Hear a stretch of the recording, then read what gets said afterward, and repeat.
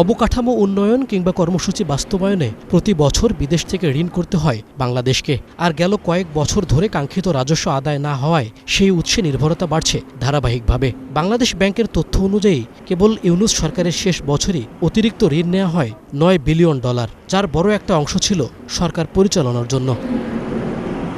তথ্য বলছে 2025 শেষে বাংলাদেশের মোট বৈদেশিক ঋণের স্থিতি $113.51 বিলিয়ন, টাকার অঙ্কে যা প্রায় 14 লাখ কোটি টাকা। এর মধ্যে সরকারি ঋণ 93.5 বিলিয়ন আর বেসরকারি খাতে যা 20 বিলিয়নের কিছু বেশি। বিশেষজ্ঞরা বলছেন, ঋণের অর্থের যথাযথ ব্যবহার হচ্ছে কিনা তা নিশ্চিত করতে হবে সরকারকে।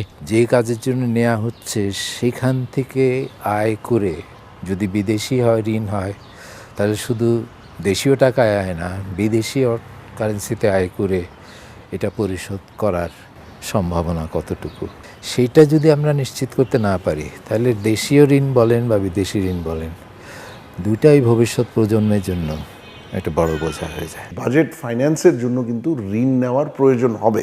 কতটুক বেশি নিতে পারবে, কি কারণে নেবে, বিচার বিশ্লেষণ করা, ইকোনমিক রিটার্ন আছে নাকি, প্রকল্পের প্রয়োজনীয়তা আছে নাকি, প্রকল্প সময়ের বিচারে এখনই নেওয়ার প্রয়োজন আছে নাকি, প্রকল্পর কস্ট খুব চুলচেরা বিশ্লেষণ করে তার ভিত্তিতে আমাদের ঋণের সিদ্ধান্তটা নিতে হবে।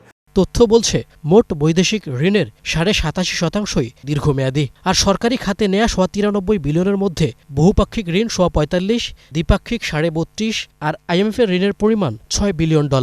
ঋণের অর্থ সঠিকভাবে ব্যবহারের পাশাপাশি রাজস্ব আদায় বাড়ানোর পরামর্শ বিশেষজ্ঞদের। আমাদের লোন নেওয়ার স্পেসটা একটু সংকুচিত হয়ে এসছে।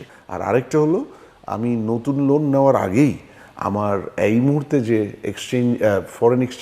ফরেন ইন্টারেস্ট পেমেন্ট অব্লিগেশন বেড়েছে, ফরেন এক্সচেঞ্জে ডিনোমিনেটেড, সেইটার সংকুলন করা, সেটা আমাদের একটা বড় চ্যালেঞ্জ হয়ে দাঁড়াবে। অর্থনীতির উপর নতুন চাপ সৃষ্টি না করে বা নতুন ঝুঁকি তৈরি না করে, সাধারণ মানুষের উপরে চাপ তৈরি না করে রাজস্ব আয়ের পথ বের করাটা, এইটা তো অত সহজ না। কর ফাঁকি বন্ধ করা, দুর্নীতি বন্ধ করা, এইসব জায়গায় যদি আমরা কোনো দৃশ্যমান কোনো উন্নতি করতে না পারি, তাহলে কিন্তু এখান থেকে খুব একটা ফলাফল আশা করা যায় না। 2009 সালে আওয়ামী লীগ সরকার ক্ষমতা নেয়ার সময় বিদেশি ঋণের পরিমাণ ছিল 23 বিলিয়নের কিছু বেশি। মইনুল হাসান, 71, ঢাকা।